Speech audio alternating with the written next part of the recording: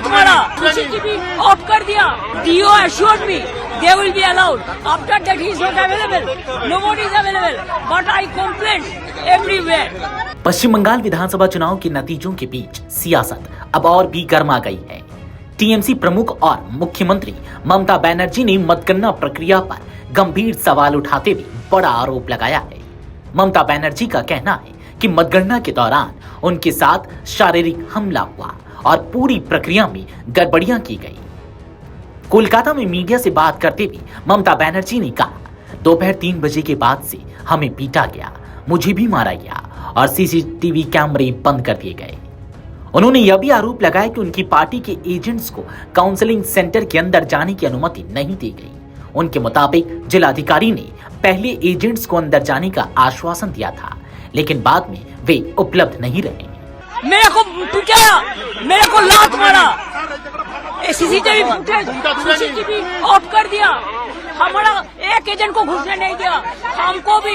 हम 5 मिनट के लिए घुसा था, मैंने रिक्वेस्ट किया था कि हमारा एजेंट को घुसने दीजिए।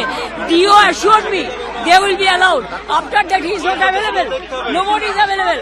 But I complained everywhere. TMC प्रमुख ने चुनाव प्रक्रिया पर बड़े पैमाने पर अनियमितताओं के आरोप लगाते हुए कहा कि भारतीय जनता पार्टी ने 100 से ज्यादा सीटों पर वोटों की लूट की है। उनका दावा है कि यह जनादेश नहीं बल्कि गड़बड़ियों का परिणाम है। हालांकि इन आरोपों पर अभी तक चुनाव आयोग या बीजेपी की ओर से कोई आधिकारिक प्रतिक्रिया सामने नहीं आई है। इन गंभीर आरोपों के बावजूद ममता बनर्जी ने हार नहीं मानी। उन्होंने साफ कहा, हम वापसी करेंगे।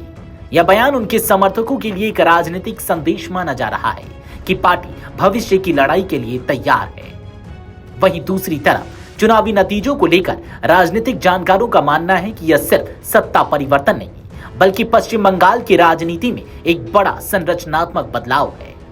रिपोर्ट्स के मुताबिक बीजेपी का वोट शेयर बढ़कर करीब 44.8% तक पहुंच गया है, जो 2021 में लगभग 38% था। दूसरी ओर टीएमसी का वोट शेयर घटकर करीब 41.7% रह गया है, जो उसके समर्थन आधार में गिरावट को दर्शाता है। जानकारों का कहना है कि यह बदलाव केवल एंटी इनकम्बेंसी लहर का नतीजा नहीं है, बल्कि राज्य की राजनीतिक जमीन के पुनर्वितरण का संकेत है। बीजेपी अब बंगाल में सिर्फ एक विपक्षी पार्टी नहीं बल्कि एक सिस्टम बदलने वाली ताकत के रूप में उभर रही है। इस पूरे घटनाक्रम ने बंगाल की राजनीति को एक नया मोड़ पर ला खड़ा किया है, जहां एक तरफ सत्ता परिवर्तन की तस्वीर बनती दिख रही है, वहीं दूसरी तरफ चुनाव प्रक्रिया पर उठे सवाल आने वाले दिनों में बड़े राजनीतिक विवाद का रूप ले सकता है। फिलहाल अंतिम नतीजों का इंतजार है, लेकिन इतना साफ है कि पश्चिम बंगाल में इस बार सिर्फ सरकार नहीं बदल रही बल्कि राजनीति की दिशा और दशा दोनों में बड़ा बदलाव देखने को मिल रहा है।